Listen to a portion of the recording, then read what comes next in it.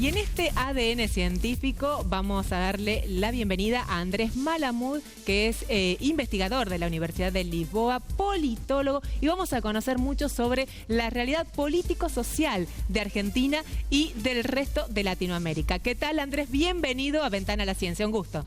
¿Qué tal? ¿Cómo están? Muy bien, bueno, desde Ventana a la Ciencia, Andrés, queremos que nos ayudes a entender un poco el contexto en estos momentos que estamos viviendo, donde el tema económico está marcando, según entendemos, el malestar social de muchos sectores. Y en ese caso puntual quería preguntarte en qué se basa el apoyo político al gobierno de Milei, ¿no? Y si la cuestión económica puede llegar a complicar más aún este panorama.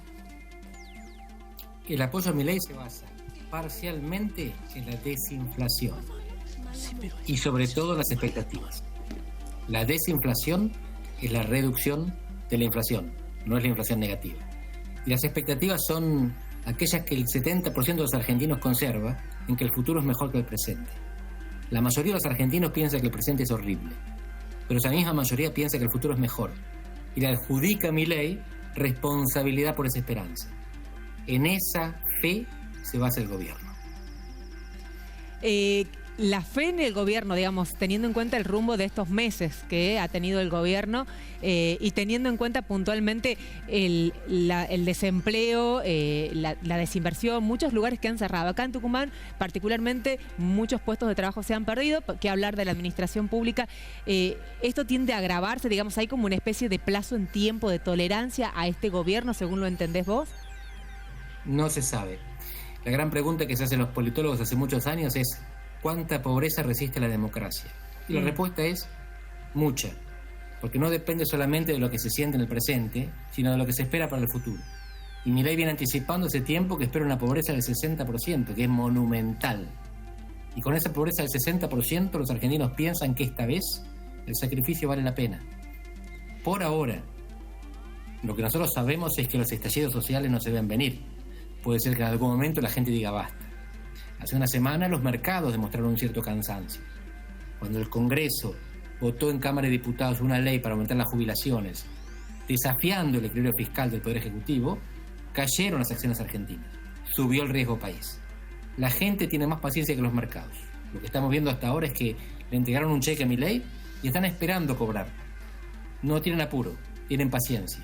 La pregunta es si la situación económica no va a empeorarse de tal manera que la paciencia se termine antes de tiempo, antes de que lleguen los resultados. ¿Y qué elementos crees que tiene Milei que tal vez otro gobierno no logró conseguir para que la gente tenga tanta resistencia, ¿no?, a la pobreza y demás? O sea, algunos los describen como un gobierno populista, ¿no?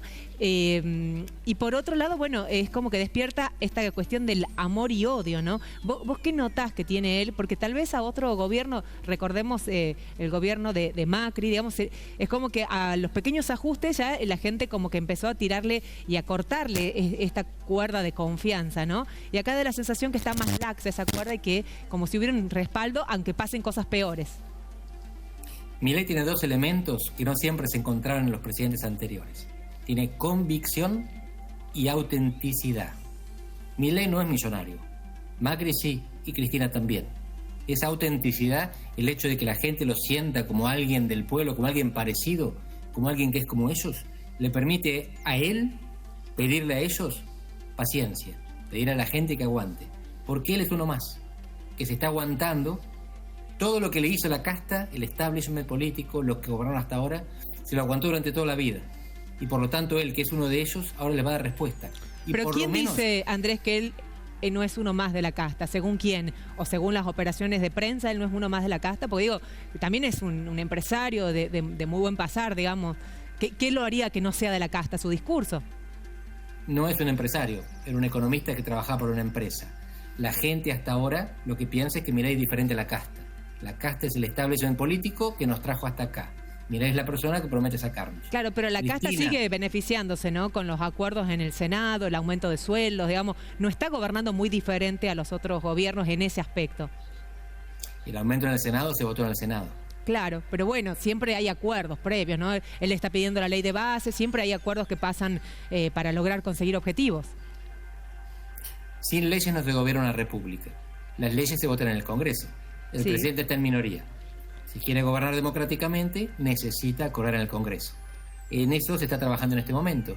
A eso se dedica Guillermo Francos, el ex ministro de Interior, que ahora es el jefe de gabinete, a negociar. Milei se dedica a defender una fe, una identidad, un programa, y mientras tanto tiene ministros que se dedican a negociar aquello que es posible. No a veces los argentinos creemos que somos tal vez los únicos en el mundo en experimentar determinadas cosas, ¿no? Pero por lo menos un entrevistado nuestro aquí en el programa dijo que ejemplos del libertarismo en el mundo no se conocían en la práctica, ¿no?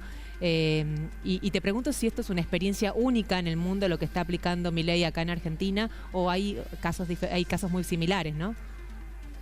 Un gobierno de extrema derecha, de derecha radical, no es infrecuente en el mundo. Bolsonaro, Trump, algunos hoy en Europa. Un gobierno libertario es el único. Claro. La cuestión es si es posible implementar lo que él quiere, que es destruir el Estado. Por ahora no está avanzando en ese camino. Al contrario, Sergio Massa destruyó el Banco Central y el gobierno de Milei lo está reconstruyendo. Exactamente. Andrés, un gusto charlar con vos. Te quiero preguntar, en caso de que si no se llegue a aprobar la ley bases, ¿a quién beneficiaría eso? Porque, por ejemplo, Milei lo utiliza mucho como recurso para escudarse en tal vez lo fallido de sus políticas y de su plan de gobernabilidad, el hecho del famoso palo en la rueda de la casta. ¿Qué opinás? Si Milei no consigue la ley, es muy malo para el gobierno, es probablemente malo para el país y puede terminar siendo malo para la oposición también. Porque la gente no le va a perdonar a la oposición que rompa la esperanza.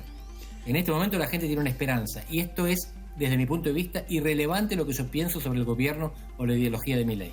El 70% de los argentinos quieren que esto funcione, quieren que esto salga bien, y el 50 y poco % apoya este gobierno.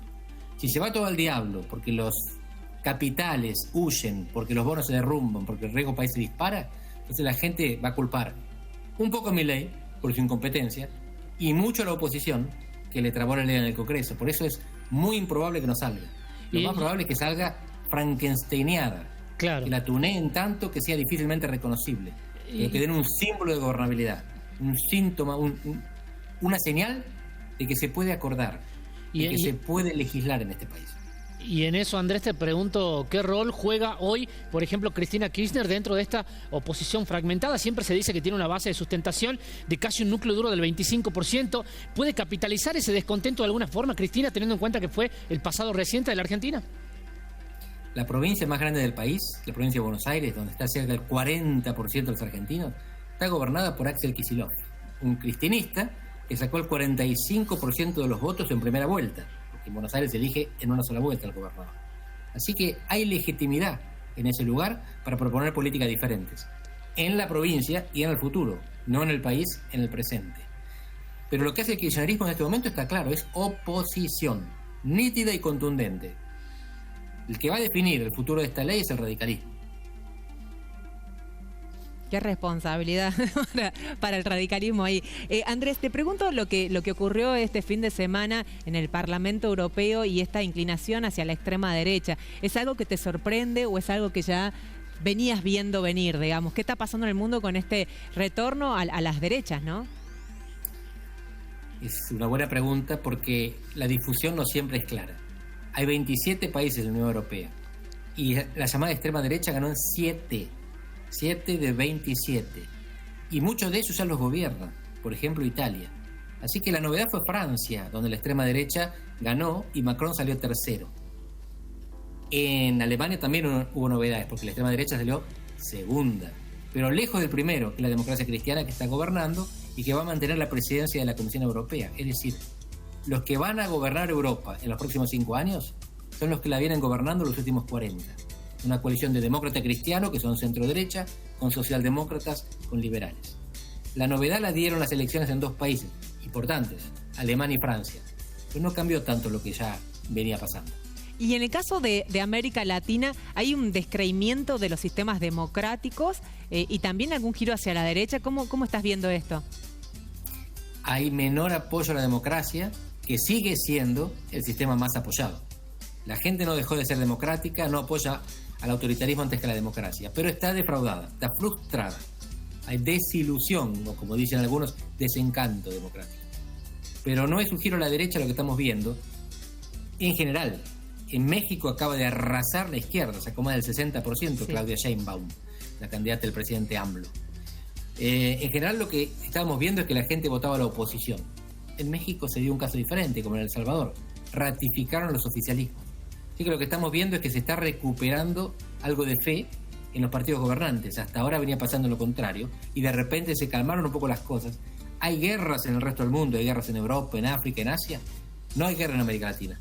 Lo que hay es narcotráfico. Sí. Los gobiernos que consiguen gestionar más o menos bien la economía y la seguridad son premiados, sean de izquierda o de derecha. Andrés, y en esto de la sostenibilidad del gobierno de Milei, ¿qué tanto tiene que ver ese acercamiento que ha tenido muy profundo, casi retornando las relaciones carnales con Estados Unidos y ese también ese lazo de hermandad con Israel y todo el giro geopolítico que ha dado Argentina bajo la conducción del libertario? Milei tiene una política que es Macri al cuadrado. Alineamiento con Occidente y un distanciamiento del resto del mundo. Macri era mucho más sutil, porque para él Occidente incluía Europa, no solo Estados Unidos, y no se enemistaba con China y con Asia, al contrario, también les quería vender. Milei en este aspecto es mucho más rudimentario. Para el Occidente son dos países y se terminó la historia.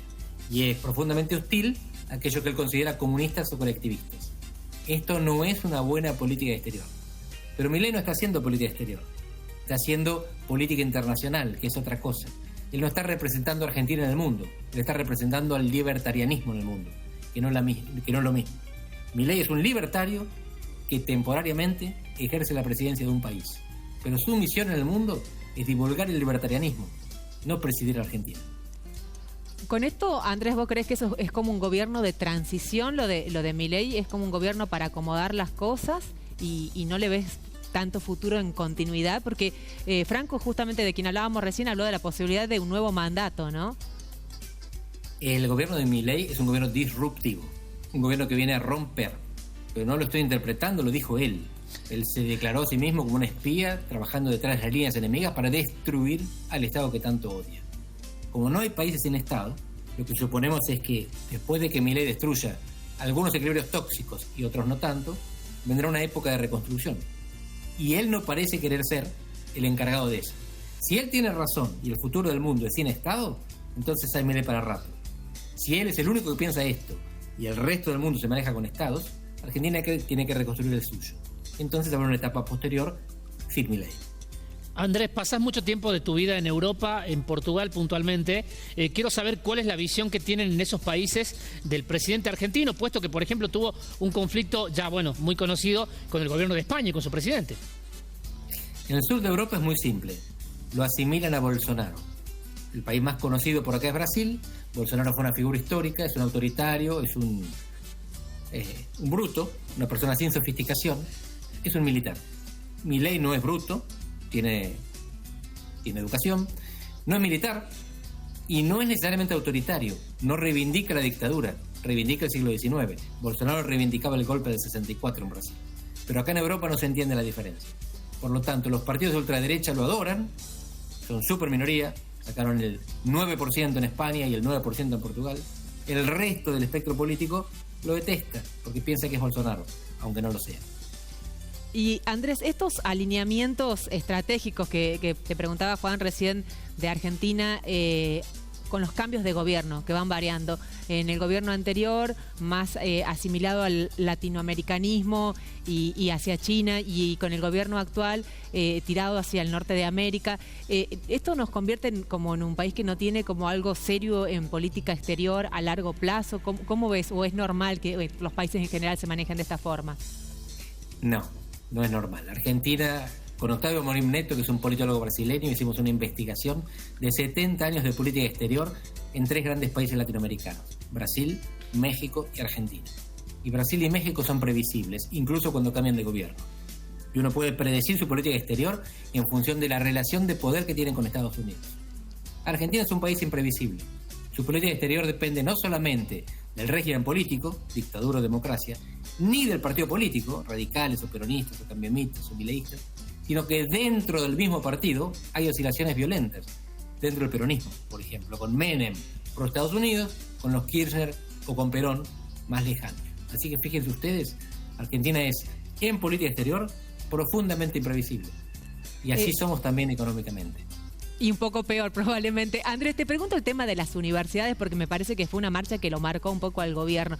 ¿Crees que de acá en más el gobierno no va a meter mano, por así decirlo, en el recurso o en el presupuesto universitario, o en esta tendencia a reducir el déficit fiscal y lamentablemente igual se va a recortar? No. Habiendo inflación, el gobierno tiene la posibilidad de no poner plata sin decir que no la pone. Mecanismo de la licuadora.